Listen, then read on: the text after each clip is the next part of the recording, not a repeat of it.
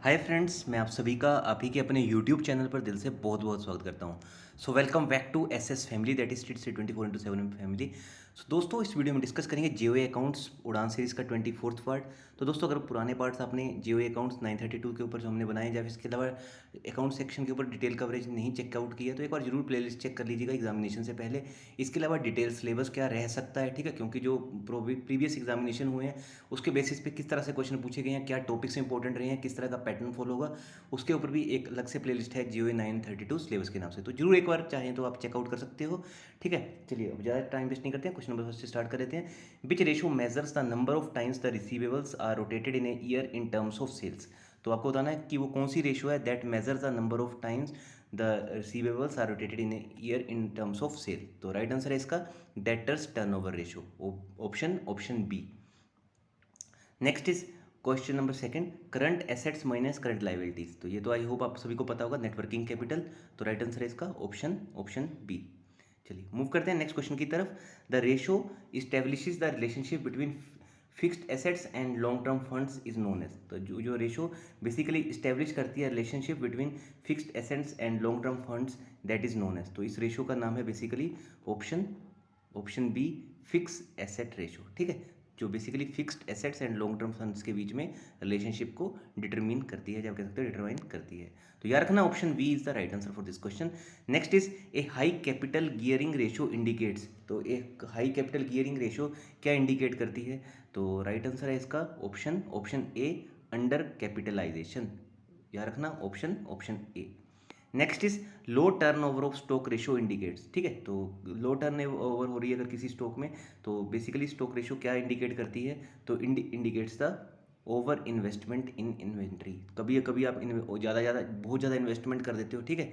Suppose करो किसी inventory में इन्वेस्टमेंट करनी है 1 लाख के अराउंड की, ठीक है, और आपने उसमें इन्वेस्टमेंट कर दी 1.5 लाख की या फिर 2.5 लाख की। तो over investment in inventory is shown as under low turnover of stock ratio.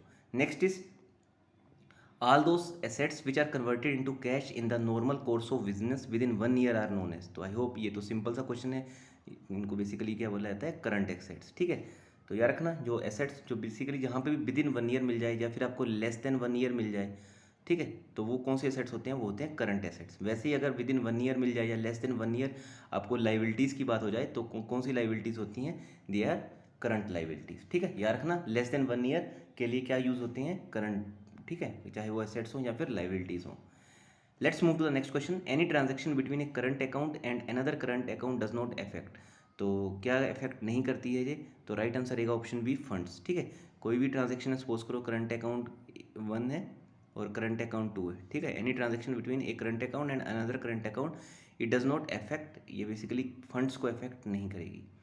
Decrease in current asset, तो ऑब्वियस सी चीज़ है, कभी भी अगर करंट एसेट मैंने आपको बता दिया जो कि विद इन 1 ईयर होते हैं, ठीक है। तो कभी भी डिक्रीज हो जाए इन करंट एसेट, उस केस में क्या होता है? तो it will decrease in networking capital. Current, क्योंकि हमें पता है नेटवर्किंग कैपिटल क्या होती है? Current asset minus current liabilities. अब करंट एसेट डिक्रीज हो रहे हैं तो मतलब कि करंट लाइबिलिटीज बढ़ रही है, तो डिक्रीज इन वर्किंग कैपिटल, क्योंकि वर्किंग कैपिटल यहाँ पे माइनस में आ रही है क्योंकि लाइबिलिटीज इंक्रीज हो रही हैं। Decrease in current liability, obviously decrease होगी अगर करंट लाइबिलिटी तो क्या बढ़ेगा? तो क्या बढ़ेगा? इंक्रीज होगी वर्किंग कैपिटल। और वो बता चुका हूँ current asset minus current liability, ठीक है। अगर लाइबिलिटी सपोज करो पहले करंट एसेट 10 रुपीज़ के थे और करंट लाइबिलिटी 5 रुपये की थी, तो वर्किंग कैपिटल कितनी थी? 5 रुपये, ठीक है।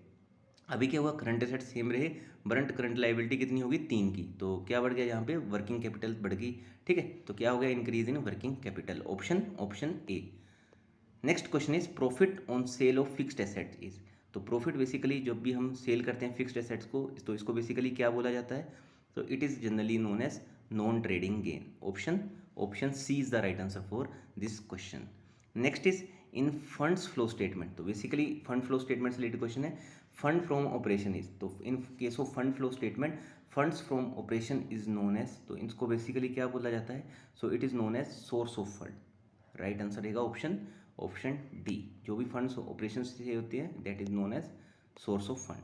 In fund flow statement outflow of funds on account of operation is, ठीक है।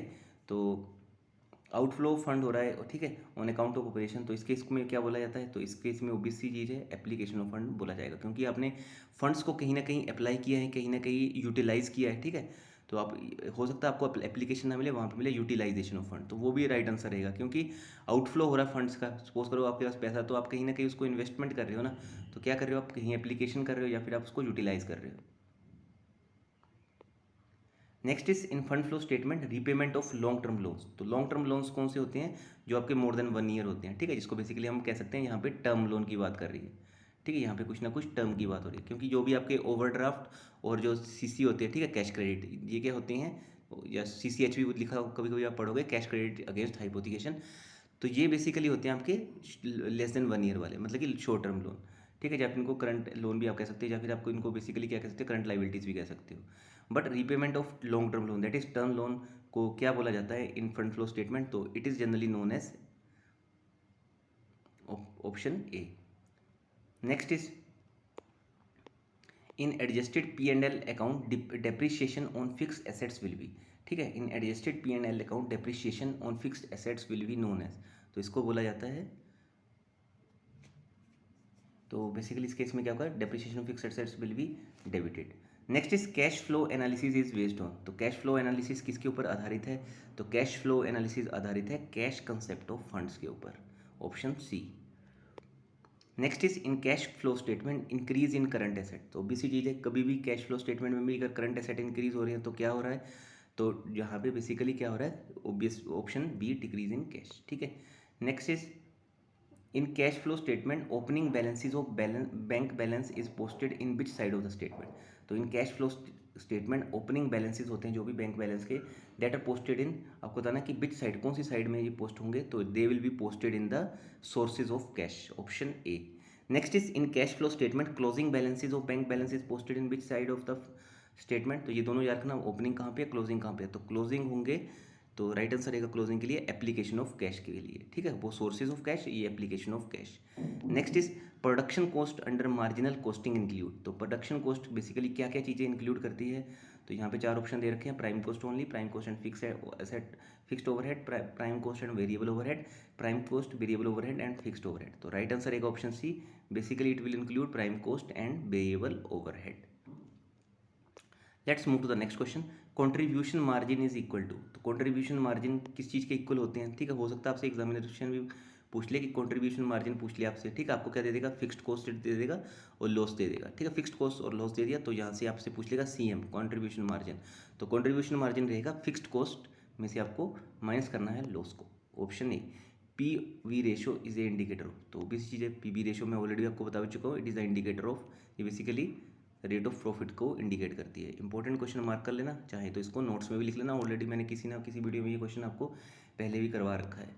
Next is an increase in variable cost, तो जब भी कभी भी वेरिएबल कॉस्ट को इंक्रीज होती है तो उस केस में क्या होता है, ठीक है, वेरिएबल कॉस्ट जैसे क्या होता है कि सपोज करो ये एक घर है, ठीक है, अब घर है, ठीक है, अब अगर हम बात कर रहे हैं कि ये होम है एक, और इसमें क्या लगे हैं, बहुत से हार्डवेयर लगे, हार्डवेयर मतलब कि सपोज करो यहाँ पे वायरिंग का काम हो रखा है, ठीक है, प्लम्बिंग का काम हो रखा है, और क्या क्या काम होंगे, वायरिंग का हो जाएगा, प्लम्बिंग का हो जाएगा, या फिर आप कह सकते हो कि फर्नीचर का काम हो रहा है, ठीक है, ऐसे हज़ारों तरह के काम हो सकते हैं।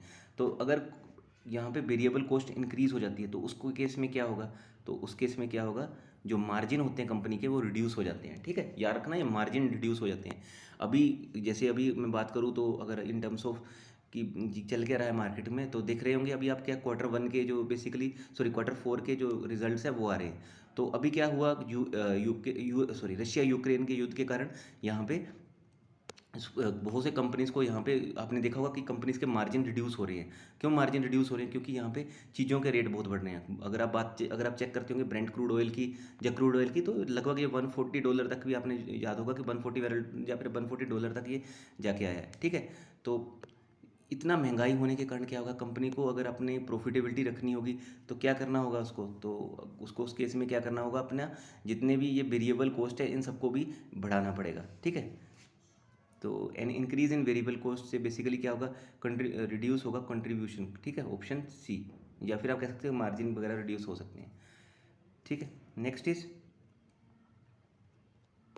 CPV analysis is most important for the determination of, CPV analysis किस चीज़ के लिए मोस्ट इंपॉर्टेंट है, ठीक है, तो CPV एनालिसिस बेसिकली किस चीज़ के लिए यूज़ होता है, so it is used for sales revenue necessary to equal fixed cost, option A.